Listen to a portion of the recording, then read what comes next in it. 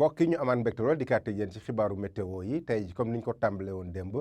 gànnax boo xam ne bu am doole la bu am 2,5 ak genn wàll ñu am ko ci Grande Côte bi diggante Ndar ak Ndakaaru diggante Casamance ak Petite Côte bi gànnax boobu commencé na depuis démb te mi ngi fi ba jeudi 24 mars ci guddi gi ci 23h donc nañu bàyyi xel bu baax ci xibaaru météo yi bala ñuy dem géej ñu xool li gën a fës nag ci nataal niir yi ñu commencé ko niir yoo xam ne daanaka bëriwul comme démb rek niir yi bëriwul niir yu ndaw nañ am nañ ko ci côté Guinée Conakry dugg tuuti Sénégal côté Kédougou Saraya mais li ci des yëpp asamaan su leer la ñu am ak ngelaw loo xam mi ngi upp ba tey mais ngelaw li daanaka day cof diggante Ndar ak Ndakaar rek indi fa am péex guddi gi jëm fajar gi li ci des yëpp tàngoor la ñuy gën a ràññatle ba tax na tey ji ci guddi jëm ci ëllëg li ñuy xool ci wàllu seddaay guddi gi fu muy gën a fese mooy Ndar mu am fukki degré ak juróom-ñaar Ndakaaru na am fukki degré ak juróom-ñett moom ak Thiès fukki degré juróom-ñeent ñu am ko Mbour ak Ziguinchor bu ñu demee ba ci réew mi tuuti digg réew mi dina commencé tàng tuuti ci guddi gi parce que tàngaay fu muy gën a fese mooy fu mel ni Tambacounda na am ñaar fukki degré ak juróom-ñett ci guddi gi côté Bakel tamit na am ñaar fukki degré ak ñeent ñaar fukki degré ak juróom benn ñu am ko Matam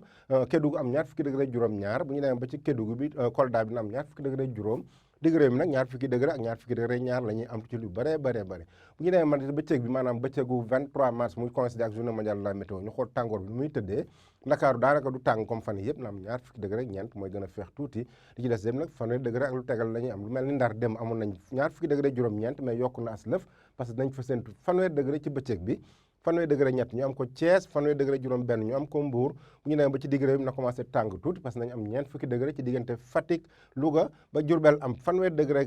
benn mais nag tàngaay bi muy gën a jël raw gàddu ci diggante Ñibi ak Kaffrine ak Mbar foofu nañ am ñeent fukki degré ak ñeent foofu mooy gën a tàng ci bëccëg bi bu ñu demee ba ci côté Matam ak Bakel tamit dina ko noonu na am ñeent fukki degré ak ñeent fukki degré ak ñett ñu am ko Tambacounda ak Kédougou bu ñu demee ba ci Kolda tam na am ñeent fukki degré ak ñett Sédhiou am ñeent fukki degré benn Ziguinchor mooy xaw a tane tuuti ndax géej gi nga xam xaw na koo jege mu am fanweeri degré ak juróom-ñeent donc mbokk yi ñu tënkaat ko tuuti rek mais tey ji fàttali waat ni suba nañ